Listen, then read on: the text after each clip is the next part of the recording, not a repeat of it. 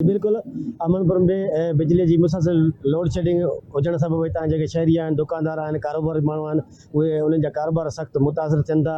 ऐं हिते जेको मला मोला आहे उन्हनि जो बि ट्रांसफार्मर बिजलीअ जो केतिरनि महीननि खां सड़ियल आहे। ऐं शहर जो जेको ॿियो मेमण मोला आहे उते बि ट्रांसफार्मर सड़ियल आहे बिजलीअ जो, जंहिं सबबि हिते शहर ऊंधा जी वर चढ़ियल आहे।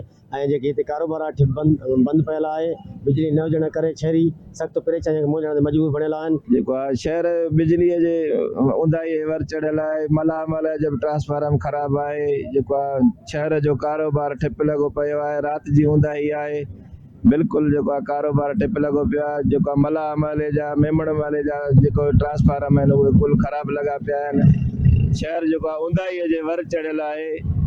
जेको आहे हींअर असां पुरज़ोर अपील कयूं था त बिजली बहाल कई वञे, छो त माण्हुनि जो कारोबार जेको आहे ठप लॻो पियो आहे, धंधा कोन था थियनि। सख़्तु गर्मी सबबि हिते जेके शहरी आहिनि उहे जेका मुसलसल बिजली लोड शेडिंग हुजण सां परेशान आहिनि। ऐं हिते जेका बिजली आहे उहा सिर्फ़ु हिकिड़े ॾींहुं सॼे ॾींहं में 45 मिंट हले थी।